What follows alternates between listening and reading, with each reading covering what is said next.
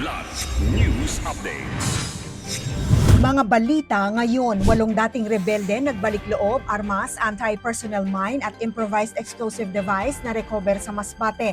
201.7 mm na ulan sa 5 oras, nagpaluwog sa mga kalsada sa Metro Manila, commuters at mga estudyante stranded. 73-year-old na mangingisda sa Quezon nakaligtas matapos ang mahigit 24 oras sa dagat, isa pa hinahanap sa Batangas. Ako po si Cesar Soriano para ihatid ang nangungunang mga balita sa buong kapuluan. Ngayon, 8 dating rebelde ang nagbalik loob sa pamahalaan habang iba't ibang armas, 2 anti-personnel mine at isang improvised explosive device ang isinuko at narecover sa magkahiwalay na insidente sa Masbate ngayong Agosto. August 13, iniharap ng 65th Infantry Battalion sa provincial government ang 6 na former rebels na tumalikod sa armadong pakikibaka at nagsuko ng kani-kanilang mga armas. Tiniyak ni Governor Ricardo Co ang food at educational assistance para sa kanilang mga pamilya bilang bahagi ng reintegration. Nauna rito, noong unang linggo ng Agosto, voluntaryong nagbalik loob sa kawayan ng 2 dating miyembro ng KLG South na sina alias ALH at Dodong. Isinuko ni ALH ang 2.357 revolver habang itinuro ni Dodong ang taguan ng armas sa barangay Tuburan. Na-recover dito ang isang carbine rifle, 8 magazine, 180 na mga bala ng caliber .22, 2 anti-personnel mine, isang IED, hand grenade, backpack at mga dokumento. Hinikayat naman ng 65th IB ang natitirang CTG members na magbalik loob sa pamahalaan.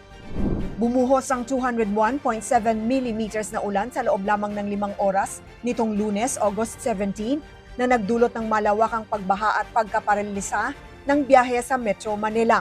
Ayon sa Metropolitan Manila Development Authority o MMDA, naitala ng Pag-asa Science Garden sa Quezon City ang naturang rainfall mula 9 a.m. hanggang 2 p.m. Sa loob lamang ng 2 oras, umabot sa 138 mm ang ulan.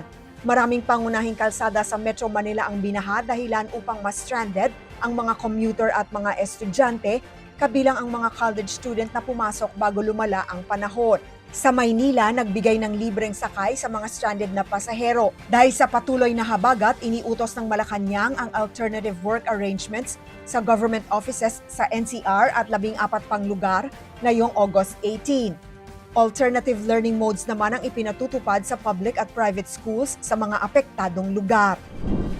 Nakaligtas ang 73-year-old na mangingisda matapos ang mahigit 24 na oras sa dagat habang patuloy na hinahanap ang isa pang mangingisda sa Isla Verde, Batangas. Natagpuan at tinulungan sa Katanawan, Quezon noong umaga ng August 15 si Marianito Roldan ng Torrijos, Marinduque matapos tumaob ang kanyang bangka sa Tayabas Bay bandang alas 6 ng umaga noong August 14. Dinala si Roldan sa ospital at nakitang stable ang kondisyon bago iniuwi sa Marinduque sa koordinasyon ng Coast Guard substations Katanawan at Torrijos. Samantala, patuloy na hinahanap ng Coast Guard stations Batangas at Marinduque, katuwang ang Philippine Air Force o PAF si Joe Soriano, 64, na nawawala mula August 5. Sakop ng aerial search ang Batangas City, Isla Verde, Lobo at San Juan gamit ang helicopter na may FLIR system. Pansamantalang nahinto ang aerial search dahil sa masamang panahon. Para sa Kidlat News Channel, ako si Rosalyn Sinchonco, nag-uulat.